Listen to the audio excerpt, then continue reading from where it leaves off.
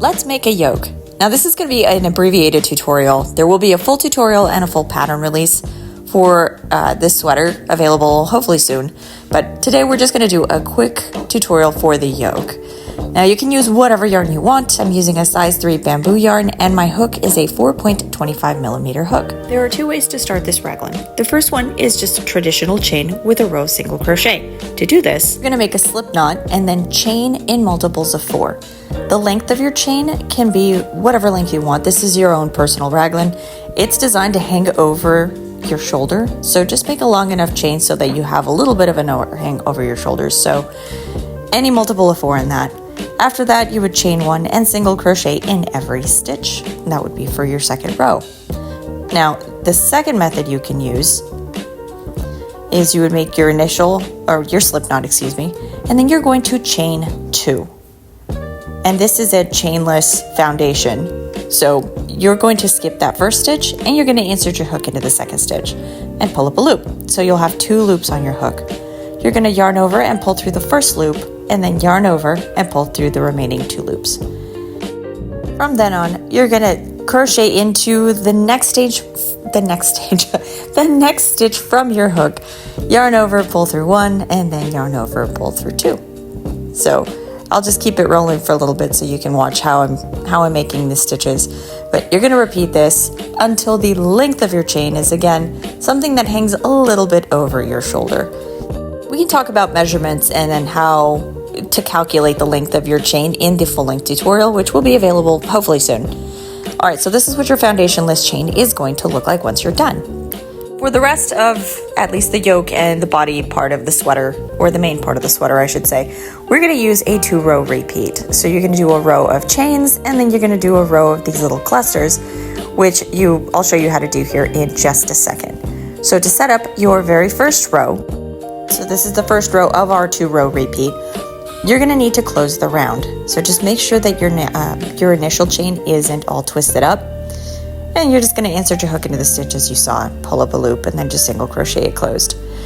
So we're going to begin with a chain of 5. So this is row 1 of our 2-row repeat. So just regular chain 5 stitches. So that's 1, 2, 3, 4, and 5. Next, we're going to skip 2 stitches. So we're going to skip the next 2, and on that 3rd stitch, you're going to single crochet. And then you're going to chain another 5 stitches.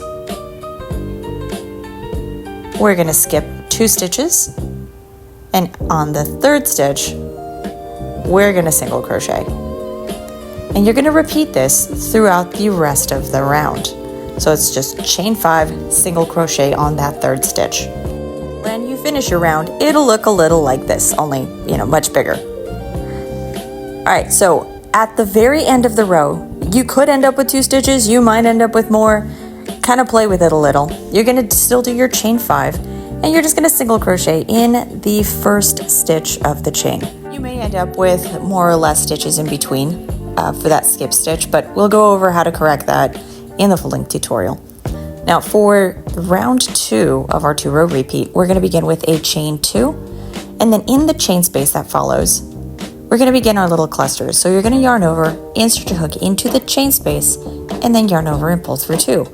Leave those 2 loops on your hook, and you're going to repeat. So you're going to yarn over, insert into your hook, or insert into the stitch, yarn over, and pull through 2. We are going to do this 4 times. So you're going to have a total of 5 loops on your hook, but we did 4 of the little half double crochets, I guess, and then we have that chain, the chain 2 at the beginning of the row, which is going to count as one of the little cluster stitches. So then you're going to yarn over and pull through all of the loops and chain 3. You're going to go into the next chain space, and we're going to repeat our half double crochets, or at least the half, I guess, of our half double crochets. We're going to make 5 of those. So last time we only made 3 because we had the chain 2. This time we are going to do the full stitch, so we need 5 of the half double crochets. And then we need 1 more. Once you have all 5, as you see here, we're going to yarn over and pull through all 5 of those loops to close the stitch. And then you chain 3. You're going to repeat this in all of the chain spaces throughout the round. right, so in order to create the increases for our raglan, we're going to start that on what would be round number 3. So it's going to be on the round of chains.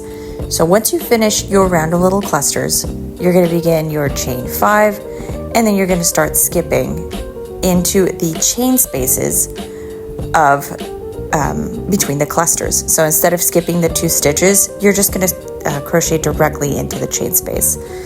So here's our chain space, and then you're going to do your chain 5.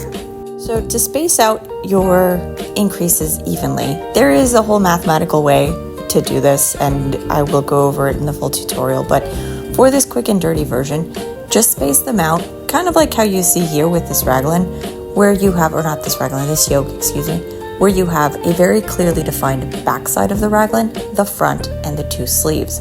So your 2 sleeve sections are going to be a little more narrow than the front and back side.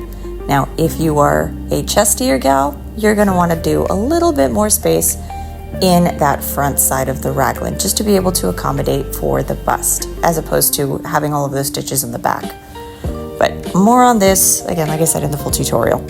So a quick preview of what our increases are going to look like is this.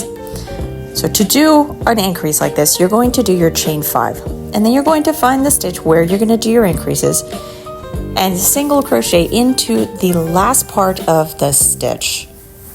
So right, just how you see here in the video, you're going to chain 5 and single crochet at the front of the stitch. So the front being if you're looking at the stitch from left to right.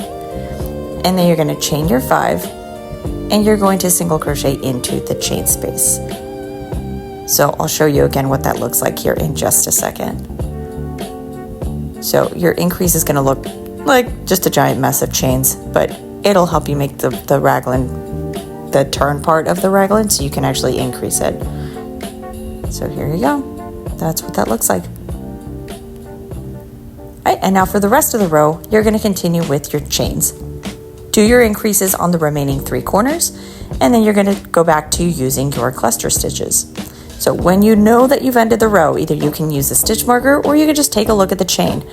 The chain that has 5 stitches is where you need to do the clusters. So here I clearly have the 5 stitches as opposed to right where that chain ended, that I only had the 3 chains. This one is a wider chain space, so this is where I'm going to begin my clusters.